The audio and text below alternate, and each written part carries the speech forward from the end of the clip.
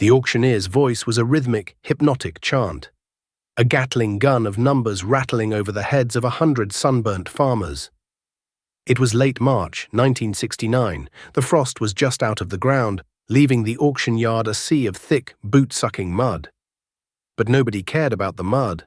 All eyes were on the beast sitting on the high ground, gleaming under the weak spring sun like a monument to a new god.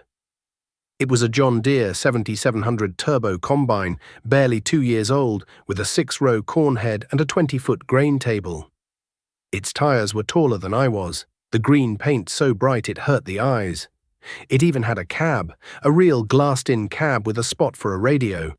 I stood at the back of the crowd, my hands stuffed deep in the pockets of my worn canvas jacket. My name is Arthur Miller, art to the few who knew me well. I was 28 years old and had just buried my father 3 months prior. Now his 80 acres, his drafty farmhouse, and his collection of well-maintained but undeniably old machinery were mine. The farm wasn't much, but it was paid for, a fact my father had repeated like a prayer every night of his life. Debt, he'd say, his voice rough as a cob, is a chain you forge yourself, son. Don't ever let the banker put a single link around your neck. So I wasn't there to bid on the 7700. I couldn't have afforded the fuel for it, let alone the machine itself. I was there for the small stuff, the lots of old tools, the wagon running gear, the things the big operators overlooked. But you couldn't help but watch the main event. It was like watching a prize fight. The bidding started high and climbed fast. The auctioneer, a fast-talking man named Slim, barely had to breathe. The nods and winks came from all corners of the crowd. This was the era of get big or get out, a phrase whispered at the co-op and preached from the pages of Farm Journal. Credit was easy, commodity prices were steady, and the future seemed as wide and promising as a freshly ploughed field. The crowd thinned to 2 bidders. One was a farmer from the next county over, a man known for his caution. The other was Richard Sterling. Rich Sterling was the very picture of the new kind of farmer. He was only a few years older than me, but he carried himself like a senator. He wore clean, creased jeans, polished boots that seemed to repel the mud, and a brand-new seed corn cap perched on his perfectly combed hair. He hadn't inherited a paid-for 80 acres. He'd inherited a line of credit and a hunger for expansion. He'd bought the old Henderson place last year, and rumor was he was already leasing another 300 acres. He farmed with brand-new, leased equipment, and he made sure everyone knew it. He stood near the front, a slight, confident smirk on his face, his hand rising with a lazy flick of his finger every time the other man bid. The price climbed past $20,000, then 21. The crowd was dead silent, save for Slim's patter and the squelch of boots in the mud. The other farmer shook his head, a gesture of final, weary defeat.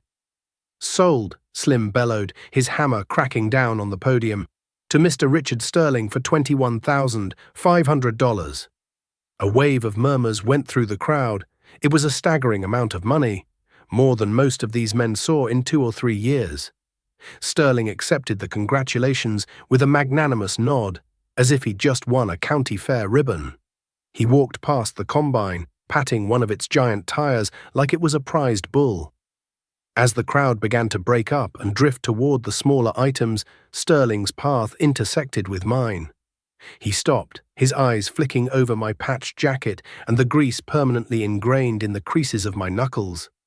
"Miller," he said, the name sounding like an afterthought. "Didn't expect to see you here. I figured you'd be in the barn, trying to get that old farmall of your father's to turn over." I felt a hot flush creep up my neck. My father's tractor was a 1951 Farmall M, and it ran like a top. "It starts just fine, Rich," I said, my voice low and even. He chuckled, a dry, condescending sound. "Sure it does. But how many acres can you cover in a day with that museum piece? 10? 12? He gestured with his thumb back toward the massive green combine. "That machine right there, Art, that's the future. Efficiency, volume. You can't make a living on 80 acres with a 2-row planter anymore. The bank knows it, the government knows it, and I know it. It's a shame you don't." He looked me up and down one more time, a dismissive glance that took in my worn work boots and my quiet demeanor. "You're a good mechanic, I'll give you that. You'll have to be, to keep that junk pile running." But you're thinking like your old man. This is a new world. You gotta spend money to make money. He clapped me on the shoulder, a gesture that wasn't friendly but proprietary, like a king patting a stable boy. Then he was gone, moving through the crowd, the center of a vortex of handshakes and backslaps. I stood there in the mud, the smell of diesel and damp earth in my nostrils. His words stung, not just because they were arrogant, but because a part of me, a small, fearful part, worried he was right. The world was changing. Tractors had cabs and air conditioning. Combines could swallow 6 rows at a time, and I was standing on the edge of it all with my father's paid-for 80 acres and a shed full of old simple iron. Before we go any further into this story, before we see what happened on my farm and on Rich Sterling's, I want to ask you all something. Have you ever known a man like that? The kind who flashes borrowed money like it's his own, who measures a man's worth by the newness of his paint and the size of his monthly payment to the bank. Let me know in the comments below, because I bet every small town, every farming community had at least one, and they always thought they had it all figured out. The days following the auction bled into one another in a haze of cold grease and stubborn iron. While Rich Sterling was likely sitting in the county agent's office arranging financing and delivery of his new combine, I was in my father's workshop, a place that smelled of damp earth, stale oil, and the faint metallic tang of 60 years of repairs. The workshop wasn't much, a converted single-car garage with a dirt floor and a single bare bulb hanging from a frayed cord. But it was my sanctuary. My father had taught me everything I knew within those walls. He wasn't a man of many words, but he could speak volumes with the turn of a wrench. "Listen to the machine, son," he'd say. "It'll tell you what it needs." And my machines were talking. The Farmall M needed its spring tune-up. It was the heart of the operation, the tractor I'd use for ploughing, dissing and planting. It wasn't fast, it wasn't comfortable, but it was as reliable as the sunrise. I started by draining the old oil, the thick black fluid glugging slowly into a dented pan. Then came the magneto. I pulled the cap, the 4 brass contacts inside green with a winter's worth of corrosion. I took a points file, a delicate little tool no thicker than a matchstick, and gently dressed the contacts on the points, filing away the microscopic pits until the surfaces were smooth and flat. I set the gap with a feeler gauge, the Pendozo 20-inch blade sliding in with just the slightest drag. It was a delicate dance of tiny adjustments, a task that required patience and a steady hand. Next was the carburetor. I unbolted it from the manifold, the gasoline smell sharp and clean in the cool air. On the workbench, I laid out an old feed sack and carefully disassembled the whole assembly. Float bowl, needle, seat, jets. Each piece was bathed in a coffee can full of carb cleaner, the acrid chemical stinging my nostrils. I used a thin piece of copper wire to poke out the tiny orifices in the main jet, ensuring a clean flow of fuel. Reassembling it was like solving a puzzle you knew by heart. Everything had its place, every gasket had to be perfect. When it was all back together, I climbed onto the cold steel seat. I pulled the choke, cracked the throttle just so, and hit the starter rod with the heel of my boot. The engine spun over once, twice, then caught with a sharp bark that echoed off the tin roof of the shed. A puff of blue smoke shot from the straight pipe exhaust, and then the engine settled into its signature, loping idle. Pop, pop, pop, pop, pop, pop. It was a sound of pure mechanical honesty. No turbos, no hydraulics whining, just 4 big cylinders firing in perfect time. I let it warm up, the heat from the engine block a welcome comfort in the chilly shed. The community, however, was not as warm. When I went to the co-op for seed corn, the manager, a man named Henderson who had known me since I was a boy, pulled me aside. "Art," he said, his voice full of feigned concern, "I saw Sterling's new combine get delivered yesterday. Thing's a monster. You sure you can keep up with just your dad's old equipment?" "It's always gotten the crop in before," I replied, hefting a bag of Pioneer seed onto my shoulder. "Times are changing," he said, shaking his head. "The bank's loaning money hand over fist for new equipment. You could double your acreage, triple your yield. You're a young man, you should be thinking about the future." It was the same story everywhere. At the diner, the old-timers would stop their gossip when I walked in, giving me looks that were a mixture of pity and disapproval. They saw me as a stubborn fool, clinging to the past while the future was passing me by. Rich Sterling would drive past my farm on his way to town, sitting high in the climate-controlled cab of his new John Deere 4320, the diesel engine humming a powerful, effortless tune. He'd give me a little wave, a kingly gesture to a peasant, as I sat on the open seat of the farmall, a cloud of dust and engine heat enveloping me as I worked the fields. The scorn was one thing, but the reality of using old equipment was another. Breakdowns were not a possibility, they were a certainty. It happened during the second week of planting. I was pulling my old John Deere 4-row planter with the M, trying to beat a coming rain. The soil was working up beautifully, dark and rich. The planter was clicking along, dropping seeds with steady precision. Then I felt it. A lurch, a groan, and then the tractor stopped moving forward while the engine continued to run. I knew the feeling instantly. The clutch. I shut the engine off, and the sudden silence was deafening, broken only by the cawing of a distant crow. I climbed down and looked at the sky. The clouds on the western horizon were turning a bruised purple. I had maybe 12 hours before the rain hit, turning my perfect seedbed into a muddy swamp. Calling the dealer was out of the question. It would take them a day to get here and another day to get the parts. The bill would be more than I could afford. There was only one option. I had to split the tractor, right there, in the middle of the field. I walked back to the shed and grabbed the heavy-duty floor jack, blocking, and my biggest set of wrenches. Splitting a tractor is a brutal, greasy, back-breaking job. You have to support both the front and back halves of the machine perfectly, then unbolt the massive housing that connects the engine to the transmission. I worked feverishly, the sweat stinging my eyes. The bolts were seized with 40 years of rust and grime. I put a 4-foot cheetah pipe on the end of a breaker bar, my muscles screaming as I put my entire body weight into breaking each one loose. Finally, with the last bolt out, I used a pry bar to gently separate the two halves.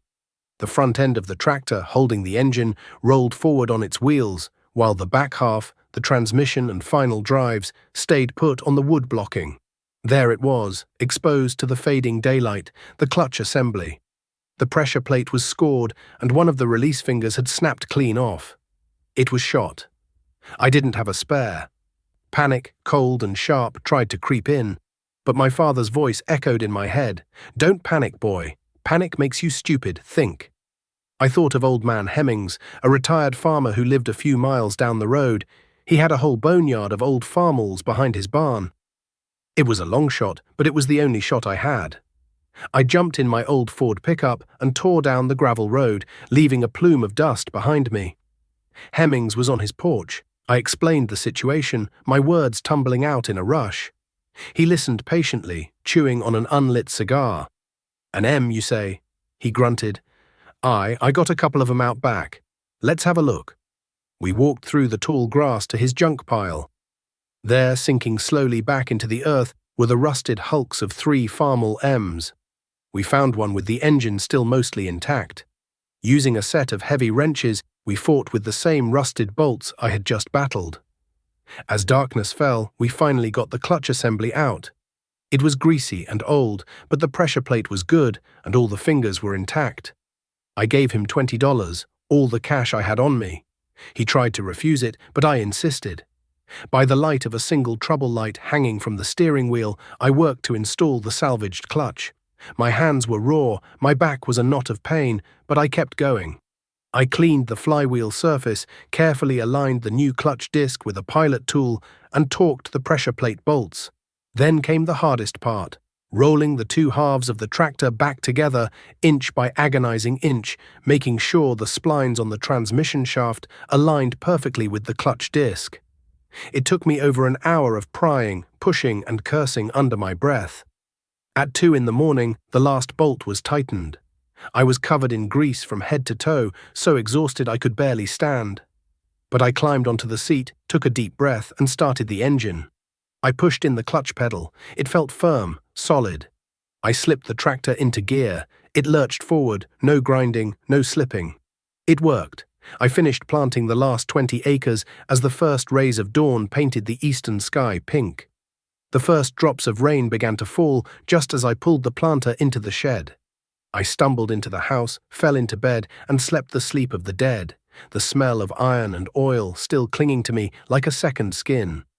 Rich Sterling, with his brand-new equipment and his dealer service plan, would never know that kind of exhaustion or that kind of victory. The early 1970s rolled in on a wave of unprecedented optimism. It was a golden age for American agriculture. A massive grain deal with the Soviet Union, what the papers called the Great Grain Robbery, sent commodity prices into the stratosphere. Corn that had been $1 a bushel was suddenly fetching $2, then $3. Soybeans followed suit. All across the Midwest, you could feel the change. The mood at the co-op shifted from cautious grumbling to outright exuberance. Farmers who had spent their lives pinching pennies were suddenly flush with cash, or at least the promise of it. Land prices exploded. The quarter section next to mine, which had been for sale for years at $200 an acre, suddenly sold for $700. The buyer, of course, was Rich Sterling. He didn't just buy that piece, he bought another 300 acres on the other side of his original farm. In 2 years, he went from a modest operation to farming nearly 1,000 acres. His equipment got bigger too. The John Deere 4320 was traded in for a brand new International Harvester 1466, a real beast of a tractor with a turbocharged engine, dual rear wheels, and the iconic black stripe down the side. You could hear its powerful diesel roar from a mile away. He bought a bigger planter, a 24-row Kinsey that folded up like a giant insect to go down the road. He built new grain bins, tall, shimmering silver towers that dwarfed his old barn. He was the poster boy for the boom, the man everyone pointed to as the model of success. He was featured in the local paper, standing in front of his new combine with his arms crossed, a confident smile on his face. The headline read, "Local farmer embraces the future." I watched it all from my 80 acres. The boom was good to me too. Those high grain prices meant that for the first time in my life, I had money left over after all the bills were paid. A significant amount of money. My wife, Sarah, saw the new washing machine and the color television in the windows of the Sears catalog and dreamed out loud. The banker called me, his voice slick with opportunity. "Art," he'd said, "with the equity you have in your land and the price of corn, we could approve you for a loan to buy that quarter section Sterling just bought. We could get you a new tractor, a bigger planter. It's the opportunity of a lifetime." The temptation was a physical thing, a constant nagging whisper in the back of my mind. I saw the ease with which Sterling worked his land. While I was wrestling with the greasy internals of my old farmall, he was sitting in an air-conditioned cab listening to the radio. While I was making 4 trips across a field to get it planted, he was doing it in 1. Every fiber of my being screamed to join the party, to take the easy money and expand. But then I'd walk into my father's workshop. I'd run my hand over the cold, solid anvil in the corner. I'd look at the coffee cans full of nuts and bolts he'd saved over the years, the neatly organized wrenches hanging on the wall. And I'd hear his voice, as clear as if he were standing next to me. A man who farms his own land with his own iron and his own 2 hands is a king's son. A man who farms the bank's land with the bank's iron is just a well-dressed sharecropper. So I resisted. I didn't buy more land. I didn't buy a new tractor. Instead, I took the profits from that first good year and I paid off the last of the small mortgage my father had left on the farm. The day I walked out of the bank with the deed, free and clear, I felt a sense of peace that was more valuable than any new piece of equipment. With the rest of the money, I invested in my own operation, but on my own terms. I bought a used Lincoln arc welder. I bought a heavy-duty drill press and a bench grinder. I poured a concrete floor in the workshop and ran new wiring so I could have decent light to work by. I bought tools, not payments. To the rest of the world, I was a failure. A man too timid, too backward, to seize the moment. At church potlucks, people would talk to Sarah with pity in their eyes. "It must be hard for you," one of the neighbor ladies told her, loud enough for me to hear, "seeing the Sterlings go on vacation to Florida while you're stuck here." Sterling himself treated me with an amused sort of contempt now. He'd stopped making condescending remarks and just gave me a knowing little smile when he drove by, as if my refusal to go into debt was a personal confirmation of his own genius. I was the town relic, the farmer who was going to get left behind. I ignored them. I focused on my work. My yields were good as anyone's on a per-acre basis. I built up my soil, rotated my crops, and kept my old iron in perfect running order. I was making a good living, saving money, and sleeping soundly at night. I was a silent success, invisible to a world that only measured wealth in acres and horsepower. One evening in the fall of '74, I was at the grain elevator, waiting in line to unload my last wagon of corn. Sterling was there ahead of me, his massive grain truck rumbling on the scales. I was sitting in my old pickup, and he came over and leaned against the door, the smell of expensive cologne mixing with the sweet dust of the corn. "Heard you paid off the farm, Miller," he said. "Congratulations. Must be nice owning your 80 acres. The way he said 80 acres made it sound like a postage stamp. "It is," I said simply. He grinned. "You know, the banker told me you could have had the Henderson quarter.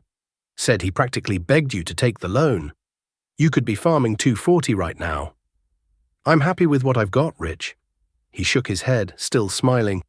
"You're a strange bird, Art, a man content to be small when he could be big.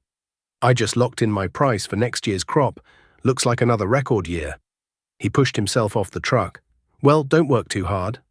He walked away, and I watched him climb into his truck. He was the king of the world. But as I sat there, I overheard the elevator manager talking to one of the truckers in a low voice. "Sterling's got more nerve than a toothache," the manager said. "He's leveraged to the hilt. Every acre, every machine, every seed he plants is on the bank's dime. He needs $3 corn just to break even on his loan payments." The trucker whistled. "What happens if the price drops?" The manager just shrugged, a grim look on his face. "Let's hope it doesn't." A cold breeze rustled the corn husks scattered on the ground. For the first time, I looked at Sterling's massive operation, at the gleaming trucks and the towering silos, and I didn't see success. I saw a beautiful, shining, intricate house of cards, and I felt the first faint tremor of the wind that was coming. The wind that fall of 1979 carried more than just the chill of coming winter. It carried whispers of trouble from far away, whispers that turned into worried murmurs at the grain elevator. An embassy seized in Iran, gas lines in the cities, talk of an embargo. The price of corn, which had been the bedrock of our prosperity, began to soften. It was a slow leak at first, a few cents a bushel, then a dime. Rich Sterling and the other big operators just shrugged it off. Market correction, they called it, before climbing back into their massive debt-financed machines to bring in another record harvest. I brought my crop in too, wagon load by wagon load, pulled by the steady, unassuming chug of the Farmall M. My old 2-row Alice Chalmers combine, a machine I'd bought for a few $100s and rebuilt myself, rattled and clanked its way through the corn, shelling it clean. It was slow, dusty work, but at the end of each day, another few acres were done, another wagon was full, and my fuel bill was negligible. The first real sign of the coming storm appeared in Sterling's fields. He was running his equipment around the clock, pushing it hard. The powerful roar of his IH-1466 often echoed across the valley long after midnight, its headlights cutting lonely swaths through the darkness. One afternoon, I was fixing a fence line that bordered his property when the roaring stopped. Not a gradual power down, but an abrupt, sickening silence, followed by a metallic screech that made the hairs on my arm stand up. I saw Sterling climb down from the cab. He walked around the big tractor, kicking one of the massive dual tires in frustration. A dark fluid was pouring from beneath the machine, pooling on the dry corn stubble like black blood. I knew that smell. It was hydraulic fluid, hot and burnt. From the looks of it, a main pressure line had let go. On a complex machine like that, with its hydrostatic steering, hydraulic brakes, and torque amplifier transmission, a failure like that was catastrophic. It wasn't something you could patch with a spare piece of hose from the barn. He spent the rest of the afternoon on the two-way radio in his pickup, his voice tight with anger. The dealer's service truck didn't show up until the next day. A young mechanic in a clean uniform spent 2 hours just diagnosing the problem. The parts, he said, would have to be ordered from the regional depot in Des Moines. It would take 3 days, maybe 4. Sterling stood there, his hands on his hips, his confident smirk replaced by a pale, tight-lipped mask of fury. For 4 perfect sunny harvest days, his 1,000-acre operation was crippled because of one $5 hose buried deep in the guts of a $100,000 tractor. His brand-new 24-row planter sat idle in the shed, a useless monument to progress. That winter, the whispers became a roar. The Soviet Union invaded Afghanistan, and in response, President Carter slammed the door on the grain trade. The market didn't just drop, it fell off a cliff. Corn that had been $3 a bushel was suddenly struggling to fetch $2. The foundation of our world had cracked. But the real earthquake came from the Federal Reserve. To fight runaway inflation, the chairman, a man named Paul Volcker, cranked interest rates up to levels nobody had ever seen. The prime rate, the number that dictated the cost of every operating loan in the county, climbed from 10% to 15%, then to an unthinkable 21%. For me, it was an inconvenience. My operating loan for seed and fertilizer was small, and I paid it off every year. The high interest stung, but it didn't kill me. But for men like Rich Sterling, it was a death sentence. His entire empire, the land, the machines, the grain bins, was built on a mountain of variable rate loans. His monthly payments didn't just rise, they tripled almost overnight. He was paying 21% interest on hundreds of thousands of dollars, while the value of the crop he needed to pay it with had been cut in half. The math had become impossible. The confident swagger was gone. I'd see him in town, and he looked haunted. His eyes were shadowed, his face was drawn and pale. The new seed corn cap was replaced by an old sweat-stained one, pulled down low over his brow. He stopped talking about his yields or his expansion plans. He just drove his pickup too fast, a cloud of dust and quiet desperation trailing behind him. The cracks in his empire were no longer invisible. They were deep, gaping fissures, and everyone could see the whole grand structure was about to collapse. The spring of 1981 was the quietest I ever remember. The usual hum of activity, the roar of big tractors working the fields from dawn till dusk, was replaced by an eerie stillness. A third of the farms in our township sat idle, their fields still covered in the dead stubble of last year's crop. The pink slips had started arriving from the bank, those cold, formal letters that spoke of default and foreclosure. They were death notices for a way of life. The auction notices followed, tacked to the bulletin board at the co-op like wanted posters. The Henderson place, the old Schmidt farm, families who had worked that land for 100 years were being put out on the road with nothing but what they could fit in their cars. The auctions were grim affairs. Nobody came to find a bargain. They came to pay their last respects, their faces grim, their voices low and hushed. They were watching their neighbors' lives being dismantled piece by piece and wondering who would be next. It was inevitable that Rich Sterling's notice would appear. It went up on a Tuesday in May, a full dispersal. Everything was to be sold: the land, the equipment, the tools in the workshop, even the furniture in the house. The auction was set for the first Saturday in June. The day was hot and mercilessly bright, the sun beating down on the crowd that gathered in Sterling's farmyard. It was a mirror image of that auction a decade ago, but the reflection was distorted and ugly. The mood wasn't one of excitement, but of profound sorrow. The auctioneer, the same fast-talking Slim, sounded subdued, his patter lacking its usual fire.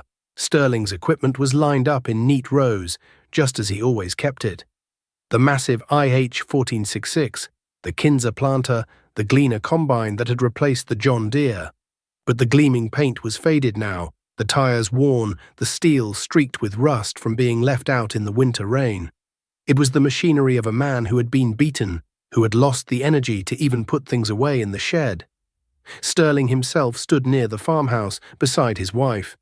He wasn't the proud, confident man who had outbid everyone for that first big combine. He was a ghost. He wore a simple work shirt and worn jeans. He looked 10 years older, his shoulders slumped in defeat. He stared out over the crowd, but his eyes were vacant, seeing nothing. I stood at the back, just as I had all those years ago. I wasn't there to gloat. I felt a deep, aching sadness for him. He had believed in the new world, embraced the promise of get big or get out. He had done everything the experts and the bankers had told him to do. He'd flown closer to the sun than any of us, and his wings had melted. The bidding was a travesty. The 1466, which he'd paid a fortune for, sold for less than a quarter of its original price. There was no money in the county. The farmers who were left were just trying to hang on. They weren't in a position to buy big equipment. Speculators from the city picked over the pieces, buying tractors and combines for pennies on the dollar to be shipped and resold 1,000 miles away. I watched it all, my heart a heavy lump in my chest. My own survival felt like a hollow victory. My 80 acres were secure. My shed was full of old, paid-for iron that I knew how to fix. The high interest rates didn't touch me, and the low grain prices, while they hurt, weren't fatal. I had survived because I was small, because I was cautious, because I had listened to my father's warnings about the chains of debt. While Sterling had been building an empire on sand, I had been slowly, quietly, building my little fortress on a foundation of solid rock. I had won the long, silent race he never even knew we were running. The sale moved on to the smaller items, the contents of his workshop. He had a magnificent set of tools, snap-on wrenches and sockets arranged perfectly on a rolling tool chest. He had taken pride in them. The auctioneer started the bidding. It was slow, pathetic. No one had the cash for luxury tools. I saw Sterling flinch as the price stalled at a laughably low number. I stepped forward. My voice, when I spoke, was louder than I intended. $500, I said. A hush fell over the small group around the tool chest. It was more than double the last bid. The auctioneer's head snapped in my direction. I've got 500 from Art Miller. Do I hear 550? Silence. Sterling looked at me, his vacant eyes showing the first flicker of life I'd seen all day. It was a look of pure, bewildered confusion. Sold, Slim's hammer cracked down. To Art Miller for $500. I paid the clerk in cash, the roll of bills I kept in my pocket for emergencies.